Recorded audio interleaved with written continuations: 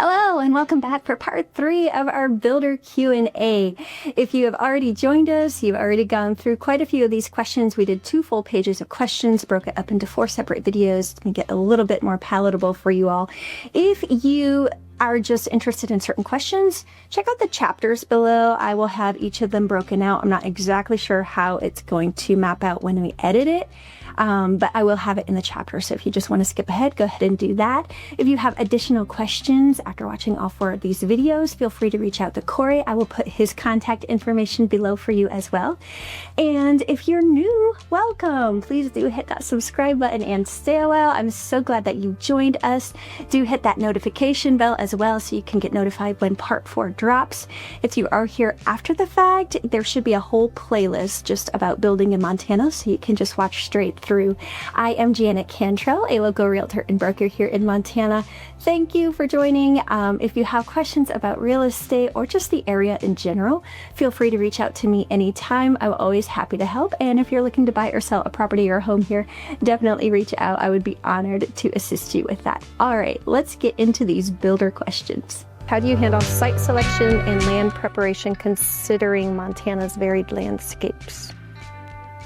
Don't always trust the pictures that people are showing you online. They will show you, because Montana has great views. Yes. And a lot of other places, I'm sure, have the great views, and they will show pictures from a specific spot on the property that show this amazing view, but it may not be the building lot, or it may not be the building spot where you can put a house. Sure. It might not be suitable for building, and so they'll sell the property based on those pictures. So I would ask for either wide pictures or go on a satellite, look for a view, or have somebody local go look at the property for you and say, yes, it's accessible, or no, it's not. Yes. I have gone to look at a piece of property, and it was a little farther north in town. Property was amazing, price was great. Got our friend, he was a realtor at the time, went out to look at it, and there was no way to access the property unless you had a 4-wheeler or one of the side-by-side UTVs, because the driveway was non-existent. It was just a grass path. Sure. Which is pretty common in Montana. So it didn't work year-round because it would have been too much to build, and then you couldn't get there in the winter. Sure. Even if you had a good driveway. Yeah, no. So. Well, there was one I went to with clients too last year, and it said it was almost a ½ an acre, which was a great size. Yeah. But we got there and it was a little thin strip between 2 roads. Yep. And we saw the plat and we kind of guessed it, but once you saw it in person, you're like, no, it's not going to work. Yeah, it's hard to judge the satellite photos and the distance. Yeah. When it says it's 200 feet across, but it's 200 feet across and only 80 feet wide. Right. It's like a bowling alley. So it's hard. Very skinny house. Yes, and to your point about photos, us realtors, we do love drone photos because they kind of have that wow factor, and they can get above and kind of show the surroundings, which is great. But just because there is a lake in a drone photo, it doesn't mean you can see the lake when you're standing on the ground, on the lot. So definitely have somebody, if you're not local, go out and take a look for you. Are there specific zoning or building regulations in Montana that buyers should be aware of? Nothing specific to Montana, the state. Each city can add to the building code or require certain restrictions. And it just depends on what part of the city you're in, and what zoning you're in. Whitefish is a little more restrictive in some of their zoning just because of their building department and the way they want the town to look. And then same with Kalispell, but if you're in county property, some people call it the Wild Wild West sometimes. There's still international building codes that you have to follow when building, even in the county, and they're on the state website that say what codes have been adopted or are in practice, and their effective dates. So if you ever question it, you can always go look it up and then ask whoever you're working with if they're following the current codes or not. Okay, and while we're on that topic, for remodels, obviously if you were hired, you know about getting permits for certain things. Yes. But if clients are doing a remodel on their own, permits they should be aware of getting before working. Again, city or county property, depends on what permits you need. Okay. In the county, they won't do building permits if it's residential. They will for commercial, but they don't require it for residential, so you can go ahead and have at it with a remodel if you want to. If you're in the city limits and you do a remodel, you're going to need to get a building permit, electrical permit, plumbing, anything that you're touching that requires a licensed professional to do, you're going to have to get a permit for. And in my office, I will get the building permits as we need them, and then I'll have my subcontractors get the electrical permit, the plumbing permit. That way the person responsible for the work is the one getting the permit and the person who's the contact for it. So there's no middleman. If there's an issue or the city has an issue or the inspector comes by and we do an inspection, then when he comes by to do the inspection along with the permit, I'll also have the subcontractor there. So the electrician, the plumber, they'll also be there with me. So if there's any questions that come up, they can answer the question as the expert for the permit. That makes sense. And then how long does it usually take to get those permits? I guess it varies by... Yeah, last year in Kalispell, it was 6 weeks. 6 weeks. To get a permit, a building permit. All right. Yeah. And yeah, I have heard that Whitefish is even stricter, so... Yeah, and it could be 6 weeks, it could be 3 weeks. It just depends on the time of year. So if your building permits are usually good for 12 months. And so if you know you're gonna start in April, don't wait until March to get your building permit. Have the building permit pulled in December the year before. Does the work have to be done, completed within that 12 months? Yes. Okay. And then if you need an extension, you can get extensions.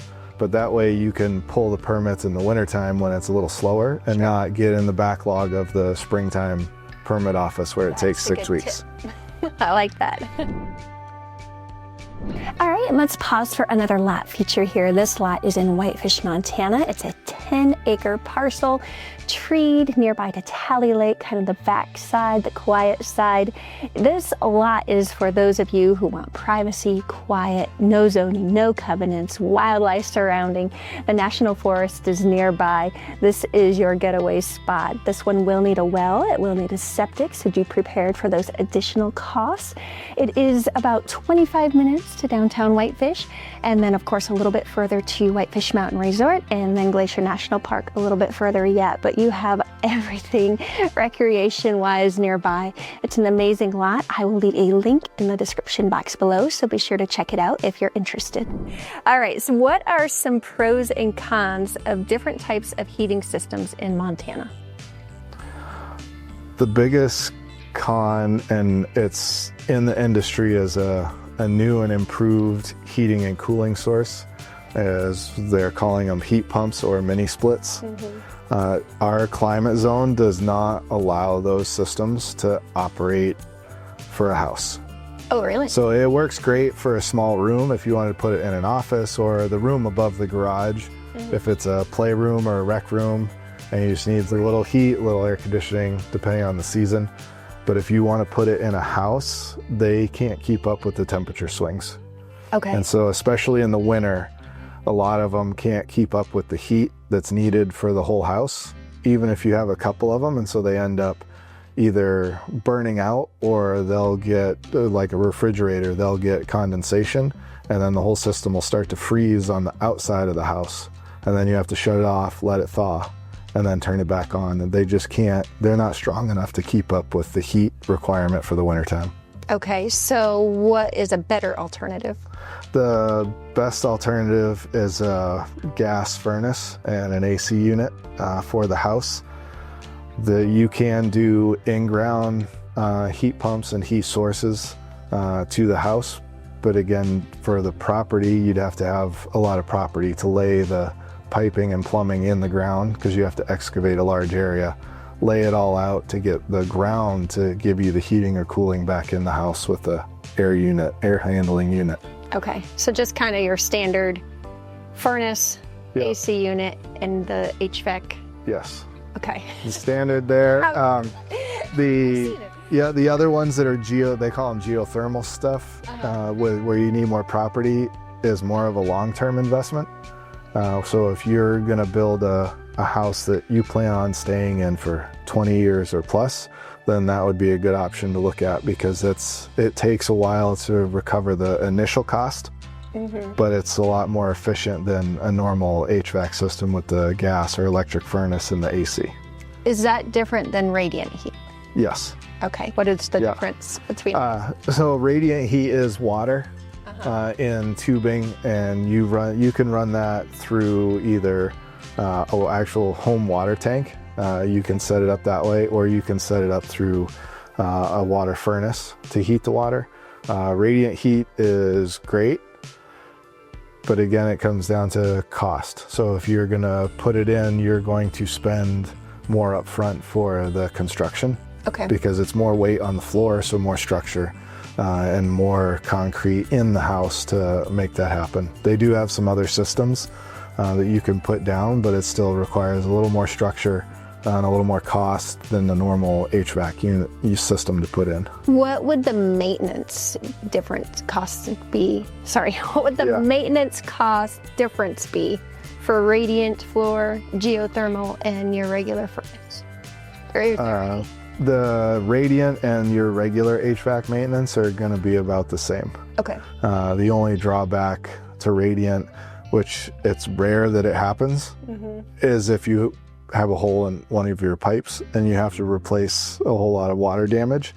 But that usually happens because somebody put a nail in the floor or did something they weren't supposed to. So you have to be aware that you have radiant floor heat. Yes.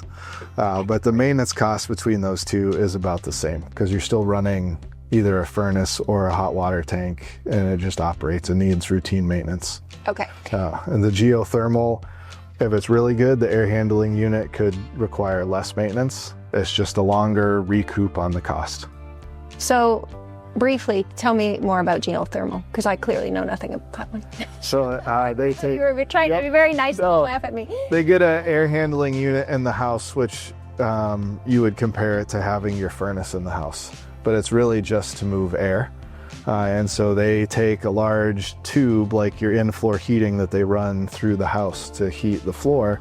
They put it out in the ground. And so they bury it out in the ground and then use the heat from the ground to heat the air and bring it back into the house and heat up the house, or the cool air, because when you walk in a basement in the summer, it's usually colder because it's underground. And so you can do the same thing with the tubes and the geothermal. You use the ground heat to actually bring hot air or cold air into the house. Okay. And move air around. So you have a forced air unit, you're just using the ground as heat instead of a furnace. And how many of your clients have chosen that? Only one. Okay. Yeah. I'm like, I don't feel like I've run into this very No, only one. Very good.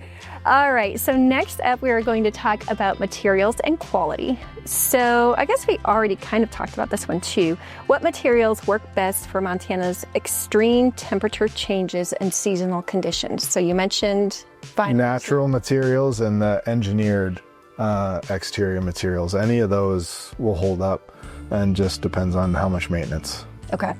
Yep, that makes sense. And then how do you ensure homes are built to withstand heavy snow loads and high winds? Yeah, so a little bit about this earlier, but in college and practice with architecture, I did a lot of engineering. And so there's standard snow load maps that tell you how much the ground snow load is, how much you have to design for, and how much you have to structure. And so all the trusses we use, the truss companies will design it for the snow load here, so you don't have to worry about it. Okay. And then in my office, I do all the engineering that I can. And then if it requires something beyond what I know how to do, then I'll get a local engineer to look at it and engineer it.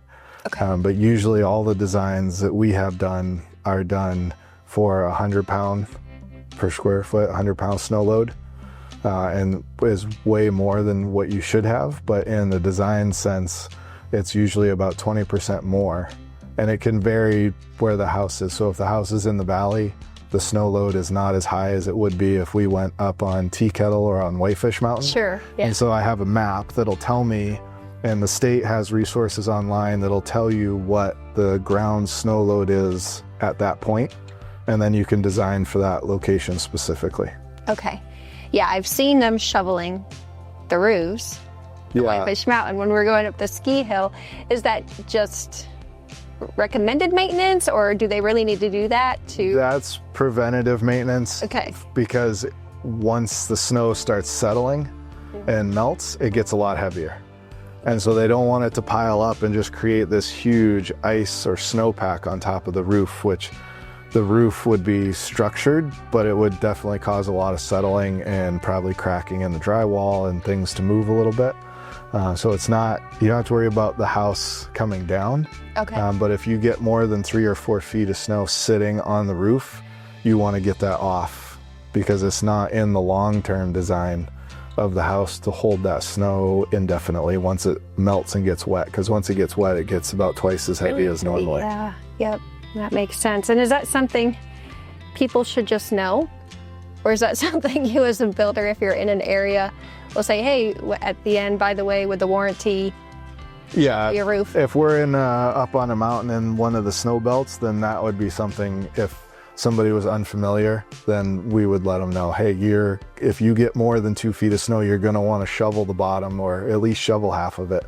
Okay. The ones you see on TV, like Utah, Colorado, Whitefish, when they're shoveling the roof, a lot of that is safety maintenance. Okay. So that giant 4-foot high chunk doesn't come flying down and take the deck off the bottom of the house, or take somebody out, or cause leaking in the springtime. That makes sense. But structurally, the house can hold that for a while. It's mostly safety when they start shoveling, unless I know Mammoth got 6 feet of snow in a weekend, and so all that needed to be shoveled off because it's just too much snow at one time. Yeah. Do you offer energy efficient or sustainable building practices for Montana homes? On the building code the city or state is using. Okay. And so a lot of our houses in the city limits here are getting airtight, and they're so tight that air doesn't naturally move like it's supposed to. So that moisture issue becomes bathroom fans that run on a timer. But now they've increased the fans, so the fans are a lot quieter. Okay. So you don't hear the fan running, but it will have a humidity sensor on it, or it will just run every hour. It'll run for 5 minutes. Gotcha. And so that's how they move the air through the house now, is they'll either require a system in the crawl space, maybe one in the attic, but they'll all have humidity sensors or timers that move the air in the house rather than letting it naturally change the way it used to. Okay. So they're saying it's more efficient. It is costing us a little more money to build that way. But in the long term, it's more efficient. We'll see how far the building codes go with efficiency. Sure. Time will tell. Yep. All right, and we are almost done. We have one more category, warranties and post-construction. So what maintenance or seasonal upkeep do you recommend for Montana homes? We already touched on that a little bit, but do you have anything in addition to? Yeah, some of it comes down to design. Okay. As far as maintenance or upkeep, the smaller roof overhang you have in your design, the more maintenance you're going to have on the house. As far as snow and water draining off the side, and then sun and water, rain, all that stuff being able to affect the siding. Right. So I typically try to do at least a 2-foot overhang, and then that helps reduce maintenance on the house from the water splashing off the ground, snow piling up. It gets everything away from the house. But as far as, like down south, some places you have to do water mitigation and really get rid of the water. And then there was a place I lived in Kansas where I actually had to bring water to the house because the dirt and would dry up so much around the house. If we got rid of it, the house would start to settle because the dirt would pull away from the foundation and then the house would move. So we had to make it so that the water stayed next to the house and didn't let the ground dry out. So crazy with the different environments, odd. Isn't it? Yeah, Yes. I heard a client saying they had to water their foundation somewhere, not here, from where Yeah, they same were. thing. So They not- probably had the same issue. Yeah. But yeah, as far as Montana specific, if you live off-grid or really away from town in the mountains, then you're going to want to do annual maintenance on brush and small trees and make sure you're doing fire prevention Absolutely. for your property. Yes. Now, quick question back to, you were talking about the overhang. So I see this a lot around here. Houses will sometimes have gutters only on 1 or 2 sides, and then the other sides don't have gutters. And I do not understand why a builder would do that. If there's a door coming out or a garage door, there would probably be a gutter. I don't like gutters in Montana design-wise, because if the roof overhang is there, the snow and ice will just rip them off. And so another reason for trying to get 2 feet out or 2.5 feet from the house with the roof overhang, if you can do it, is it eliminates the need for a gutter. Okay. Unless you have steps or a door coming out right underneath the roof line that you can't change, then you'd have a little gutter that would handle the melting environments. But the other design aspect I try to accomplish is, if I have a door, I'll reverse the roof line so that nothing is dripping right in front of the door. Everything will come off the main roof, and then reverse gable, it'll go to the sides and push it away from the walkways and the doorways, and so that way we don't have to have any gutters on the house. Smart, I like that. So some of these houses definitely do not have 2 foot of overhang. No. And they should have gutters. It would be a good practice to have more overhang. If they don't, then gutters are a necessity, just because water would create an issue in Montana. If there's too much water on the foundation, the house starts to move. Okay. All right, well, I hope that you found that helpful. If you did, you know what to do. Please do give a big thumbs up. It really helps me out with the channel. And if you have additional questions, again, reach out to Corey or myself. We are always happy to help. Have an amazing week. Don't forget to hit that notification bell so you get notified when part 4 drops, and we will see you next time.